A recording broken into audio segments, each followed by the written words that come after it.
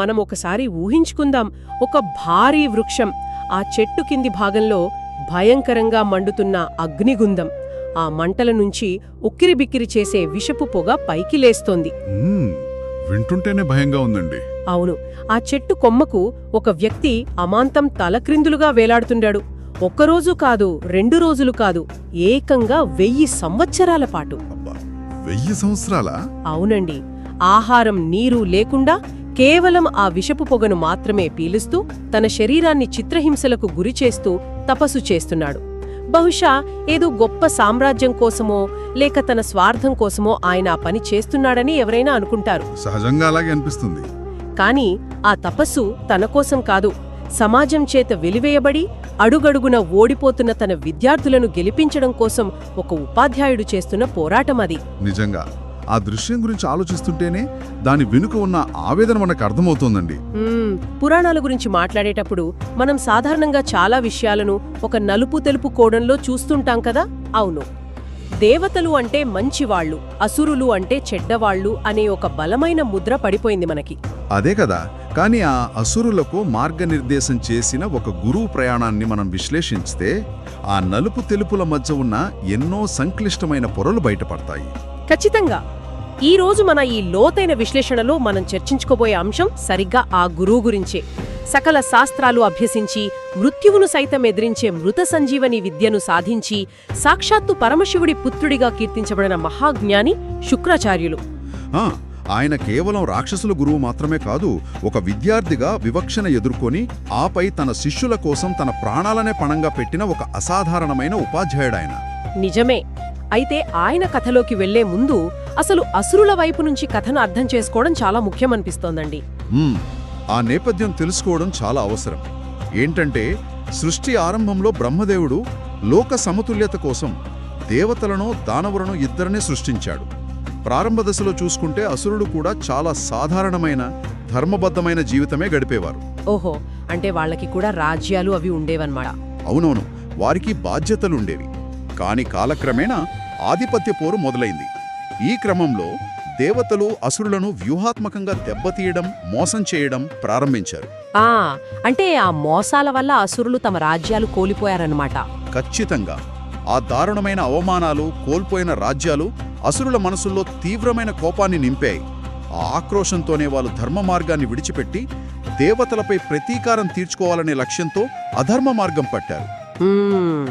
అలా కాలక్రమంలో దేవతలు ధర్మానికి ప్రతీకలుగా, అసురులు అరాచకానికి గుర్తింపుగా మారిపోయారు. అవునండి.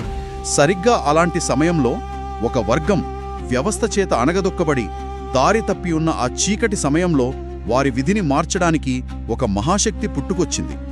శక్తే శుక్రాచార్యులు కదా. ప్రతి గొప్ప గురువు వెనుక ఒక సాధారణ విద్యార్థి దశ ఉంటుందంటారు. సో శుక్రాచార్యుల బాల్యం, ఆయన విద్యార్థిగా ఉన్నప్పటి పరిస్థితుల గురించి మనం కొంచెం మాట్లాడుకుందాం. తప్పకుండా. సప్త ఋషుల్లో ఒకరైన భృగు మహర్షి, అలాగే ఆయన ధర్మపత్ని కావ్యమాతల పుత్రుడే ఈ శుక్రాచార్యులు. ఆయన చిన్ననాటి పేరు ఉషణ. ఓకే. ఆయన శ్రావణ మాసంలో జన్మించారు. చిన్నతనంలోనే విద్య కోసం తండ్రి ఆశీస్సులు తీసుకుని అంగీరస మహర్షి ఆశ్రమానికి వెళ్లారు. అంగీరస మహర్షి ఆశ్రమం అంటే ఆ కాలంలో అది చాలా గొప్ప విద్యా కేంద్రం కదా. భూమి, స్వర్గాలకు సంబంధించిన సకల జ్ఞాన రాశులకు నిలయమని విన్నాను. అవునవును, అత్యంత ప్రతిష్టాత్మకమైన ఆశ్రమం అది. ఆ ఆశ్రమంలోని విద్యార్థుల నైపుణ్యం కూడా అదే స్థాయిలో ఉండేది. కానీ అందరిలోనూ ఉషణ ఒక ప్రత్యేకమైన మేధస్సును కనబరిచాడు. అంటే అందరికంటే ఫాస్ట్గా నేర్చుకునేవారా? అవునండి. ఆ ఆశ్రమంలో వందలాది మంది విద్యార్థులున్నా ప్రధానంగా 2 పేర్లు ప్రముఖంగా వినిపించేవి. ఒకరు సాక్షాత్తు గురువు అంగీరసుని సొంత పుత్రుడు బృహస్పతి. ఓహో, బృహస్పతి కూడా అక్కడే ఉన్నారా? అవును, బృహస్పతి మరియు ఈ ఉషణ ఇద్దరూ అద్భుతమైన ప్రతిభావంతులే. కానీ ఉషణ గ్రహణ శక్తి, ఆ మేధస్సు స్థాయి పూర్తిగా భిన్నమైనవి.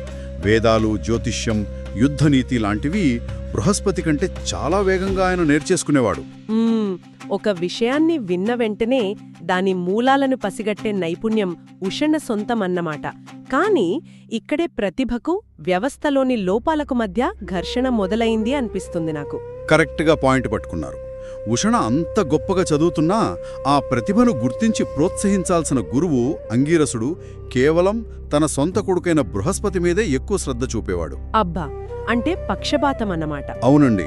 ఆయనకే రహస్య విద్యలు బోధించడం, తన ఆశీస్సులు ఎక్కువగా ఇవ్వడం ఉషణ గమనించాడు. ఇది ఎలా ఉందంటే, ఒక కార్పొరేట్ కంపెనీలో అత్యంత ప్రతిభావంతుడైన, రాత్రింబవళ్లు కష్టపడి కంపెనీని లాభాల్లోకి తీసుకొచ్చే ఒక అద్భుతమైన ఎంప్లాయీని పక్కన పెట్టి అవును.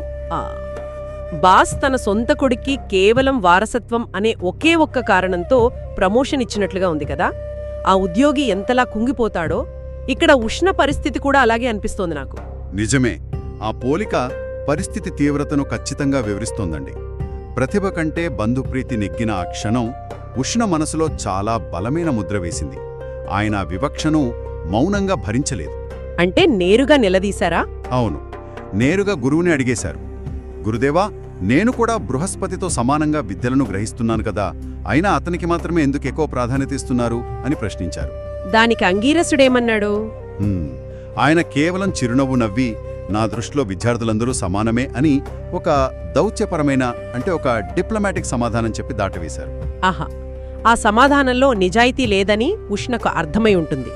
ఇక్కడ తనకు న్యాయం జరగదని గ్రహించి ఆయన ఆశ్రమాన్ని వదిలేశారు కదా. అవునండి. ఆ తర్వాత ఆయన గౌతమ మహర్షి దగ్గరకు వెళ్లి బ్రహ్మ విద్య, తంత్ర, రాజనీతి విద్యలను అత్యంత లోతుగా అధ్యయనం చేశారు. అంటే ఒక చోట అన్యాయం జరిగినప్పుడు అక్కడితో ఆగిపోకుండా ఏకంగా దేవతలకే గురువు పావాలని నిర్ణయించుకోవడం ఒక పెద్ద సవాలు విసరడమే కదా. ఖచ్చితంగా. తన అపారమైన జ్ఞానంతో దేవతల గురువు స్థానానికి తాను మాత్రమే అర్హుడని ఉసన బలంగా నమ్మాడు. విద్యాభ్యాసం పూర్తయ్యాక ఇంద్రలోకంలోని నిండు సభకు వెళ్లారు. కాని అక్కడ ఆయనకొక చేదు నిజం ఎదురైందనుకుంటా. అవును, అప్పటికే బృహస్పతి దేవతల గురువుగా ఉన్నాడు. సభలోని దేవతలందరికీ ఒక సందిగ్ధం ఏర్పడింది. ఎందుకంటే ప్రతి శాస్త్రంలోనూ బృహస్పతి కంటే శుక్రాచార్యులే గొప్పవారని వారికి స్పష్టంగా తెలుసు. ఇంద్రుడి చేతిలో అధికారం ఉంది, తన రాజ్యానికి అత్యుత్తమమైన జ్ఞానిని ఎంచుకునే అవకాశం ఉంది. కాని ఇంద్రుడు అక్కడ కూడా తన వ్యక్తిగత పక్షపాతానికే పెద్దపీట వేశాడు కదా. అవునండి. కేవలం బృహస్పతితో తనకున్న స్నేహం వల్ల ఉషనను పక్కన పెట్టాడు. అంతటితో ఆగాడా అంటే లేదు. ఒక అత్యున్నత స్థాయి మేధావిని కులం, వంశం పేరుతో కించపరిచాడు. అబ్బా, ఏమన్నాడు? నీ తల్లి కావ్య దైత్య వంశానికి చెందింది. దైత్యుల రక్తపు ఛాయలున్న ఒక వ్యక్తిని మేము మా గురువుగా అంగీకరించలేము అని నిండు సభలో అవమానించాడు. ఇదైతే దారుణం. ఇది కేవలం ఒక వ్యక్తిని తిరస్కరించడం కాదు, అసలు జ్ఞానాన్నే అవమానించడం. ఇంద్రుడు తన అహంకారంతో అత్యంత తెలివైన వాణ్ణి అవమానించి తనకు తానే ఒక భయంకరమైన సృష్టించుకున్నాడా అనిపిస్తుంది కదా. 100% అండి. ఆ క్షణం ఉషన జీవితంలో ఒక పెద్ద మలుపు. గురువు కావాలన్న స్వచ్ఛమైన ఉద్దేశంతో వచ్చిన ఆయన హృదయంలో ఆ కోపం ఒక అగ్ని పర్వతంలా బద్దలైంది. ఆ క్షణంలోనే ఆయన నేరుగా దైత్యుల రాజ్యమైన పాతాళలోకానికి ప్రయాణమయ్యారు. అక్కడ అసురులు ఎలా రిసీవ్ చేసుకున్నారా ఆయన్ని? ఓ, అక్కడ ఆయనకు దొరికిన స్వాగతం స్వర్గానికి పూర్తి భిన్నమైనది.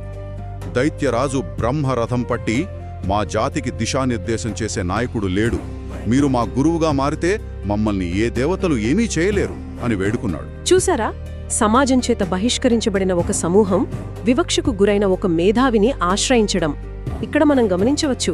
అవునండి.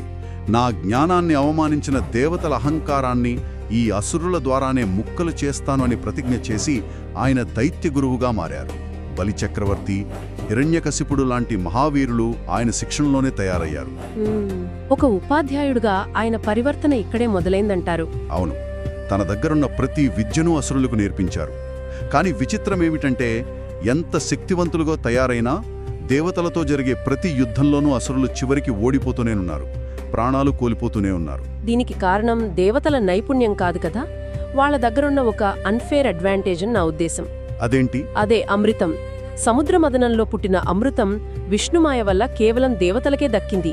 దాని తాగడం వల్ల దేవతలు యుద్ధంలో తీవ్రంగా గాయపడినా, చనిపోయినా మళ్లీ బ్రతికేవారు కదా. అవునవును. కాని అసురులకు అవకాశం లేదు. యుద్ధరంగంలో ఒక అసురుడు చనిపోతే వాడు శాశ్వతంగా దూరమైనట్లే.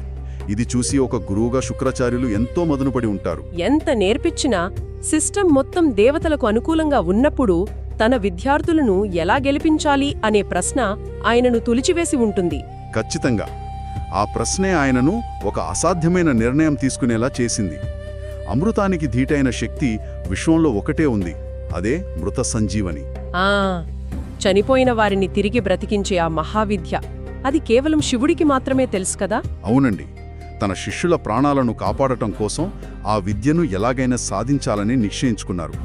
దానికోసం ఆయన ప్రారంభించిన తపస్సు గురించి మనం ఇందాక మాట్లాడుకున్నాం కదా, ఎవరైనా విస్మయానికి గురిచేస్తుంది. మనం ఈ డీప్ డైవ్ మొదట్లో మాట్లాడుకున్న ఆ భయంకరమైన దృశ్యం అదే. ఒక చెట్టు కొమ్మకు తలక్రిందులుగా వేలాడుతూ కింద నుంచి వచ్చే పొగను మాత్రమే పీలుస్తూ తపస్సు చేయడం. అవును, ఆ దీక్ష తీవ్రత చూసి స్వర్గంలో ఉన్న ఇంద్రుడికి వణుకు పుట్టింది. శుక్రాచార్యులు సంజీవని సాధిస్తే ఇక దేవతల ఆధిపత్యం అంతమైనట్లే అని భయపడ్డాడు. వెంటనే ఆ తపస్సును భగ్నం చేయడానికి భయంకరమైన తుఫానులు సృష్టించాడు, మంటలు రగిల్చాడు. అయినా ఆయన ఏకాగ్రత చెదరలేదు. చివరకు తన సొంత కూతురు జయంతిని పంపాడు ఇంద్రుడు. ఆ సమయంలో జయంతి చేసిన పని అత్యంత క్రూరమైనది అంటారు కదా. అవునండి, శుక్రాచార్యులు పీలుస్తున్న ఆ అగ్నిగుండం పొగలో అత్యంత విషపూరితమైన పదార్థాలను వేసింది. ఆ విషపు పొగ ఆయన ఊపిరితిత్తుల్లోకి వెళ్లి శరీరమంతా మాడిపోయి రక్తం ఏరులై పారింది. అయినా సరే ఆయన తపస్సు ఆపలేదు. ఒక ఉపాధ్యాయుడు తన విద్యార్థుల గెలుపు కోసం ఏకంగా అత్యుత్తమమైన స్టడీ మెటీరియల్ సాధించడానికి ప్రకృతితోనే పోరాడినట్లుంది కదా ఇది. తన శిష్యులను కాపాడుకోవడానికి ఆయనకు ఆ బ్రహ్మాస్త్రం లాంటి సంజీవని దొరికిందా మరి? దొరికిందండి. 1000 సంవత్సరాల కఠోర దీక్ష తరువాత పరమశివుడు ప్రత్యక్షమై మృత సంజీవని విద్యను ఉపదేశించాడు. కాని ఆ సమయంలో శివుడు ఒక హెచ్చరిక చేశాడు. ఈ విద్య సృష్టి సహజ నియమాలకు విరుద్ధమైనది, దీన్ని దుర్వినియోగం చేయకు అని చెప్పాడు.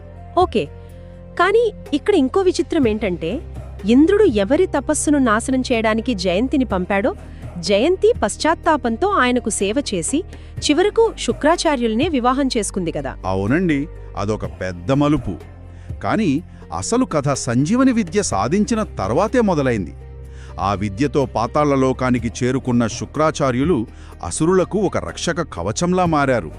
తదుపరి జరిగిన యుద్ధాల్లో ఎవరైనా అసురుడు నేల కొరిగితే వెంటనే ఆయన తన మంత్రంతో వాళ్ళని నిద్రలోంచి లేపినట్లు బ్రతికించడం ప్రారంభించారు. ఇక్కడ చూస్తే ఒకవైపు దేవతలు అమృతం తాగి మరణం లేకుండా పోరాడుతున్నారు, మరోవైపు అసురులు సంజీవని విద్యతో తిరిగి బ్రతుకుతున్నారు. అంటే యుద్ధభూమిలో ఎవరూ చనిపోవడం లేదు. అవును, దాని ఫలితంగా సృష్టి సమతుల్యత పూర్తిగా దెబ్బతింది. ఇది గమనించిన దేవతలు భయంతో పరుగులు తీస్తూ కైలాసానికి వెళ్లి శివుడికి మొరపెట్టుకున్నారు. అప్పుడు శివుడికి విపరీతమైన ఆగ్రహం కట్టలు తెంచుకుంది. ఓ, కోపం ఎందుకొచ్చింది? తాను ధర్మరక్షణ కోసం ఇచ్చిన విద్యను శుక్రాచార్యులు ఒక ఆయుధంగా వాడుతున్నారని భావించి నేరుగా రణరంగానికి వచ్చాడు శివుడు.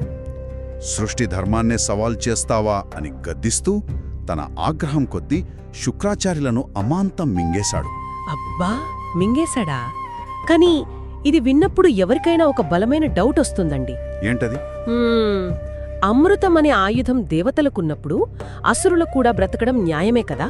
తన విద్యార్థులను ఆ అన్యాయం నుంచి కాపాడుకోవడం ఒక గురువుగా శుక్రాచార్యుల బాధ్యత కాదా?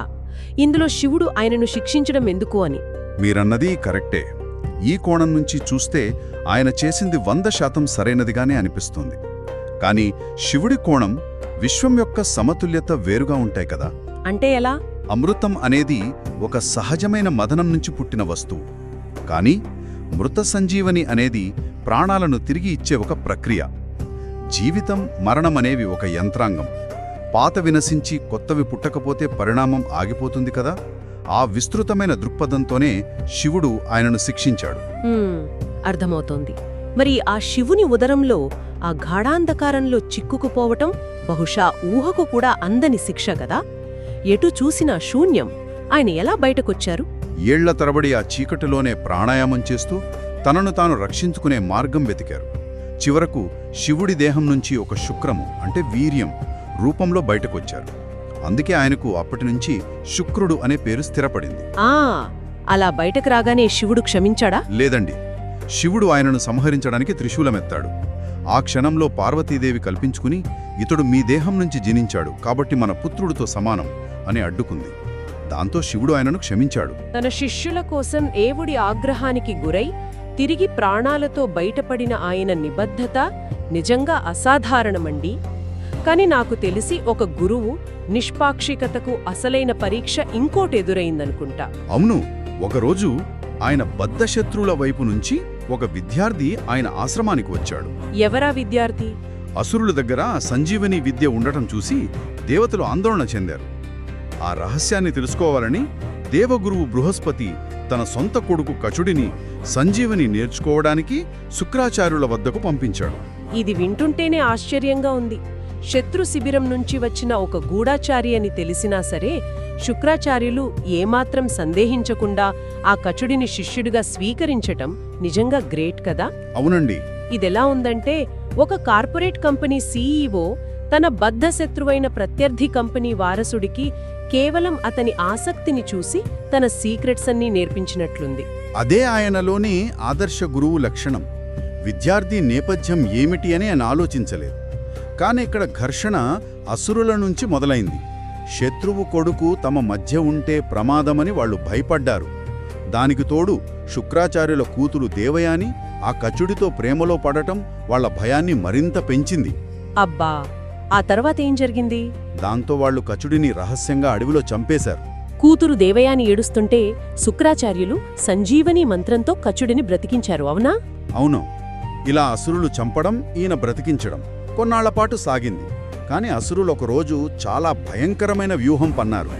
కచుడిని చంపి కాల్చి బూడిద చేసి ఆ బూడిదను గురువుగారు తాగే పానీయంలో కలిపి ఆయన చేతే తాగించారు. Oh my God! అంటే ఇప్పుడు కచుడు ఏకంగా శుక్రాచార్యుల కడుపులో ఉన్నాడన్నమాట.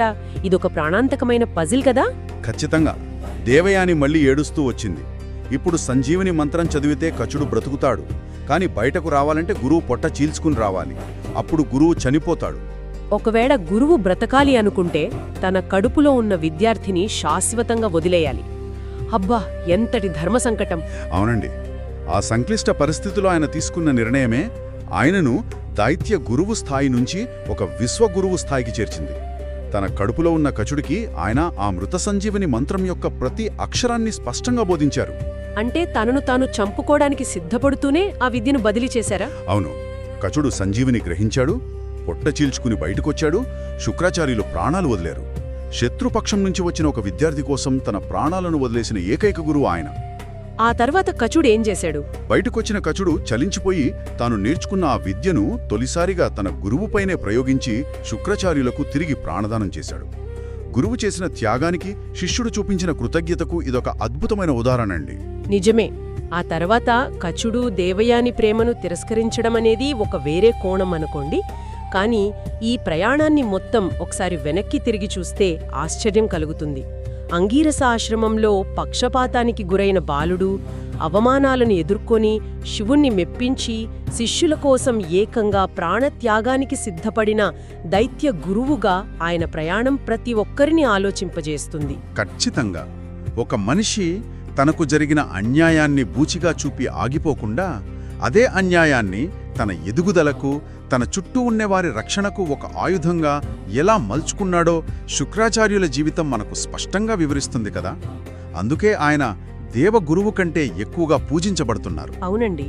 ఈ లోతైన విశ్లేషణ ముగింపులో వినేవారికి ఒక చిన్న ఆలోచన. ఒక ఉపాధ్యాయుడి నిజమైన గొప్పతనం ఎందులో ఉంటుంది?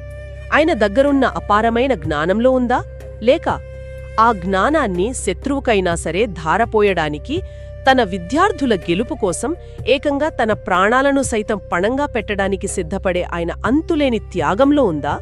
ఇది ఈ కథ వినే ప్రతి ఒక్కరూ తమలో తాము అన్వేషించుకోవాల్సిన ఒక బలమైన ప్రశ్న.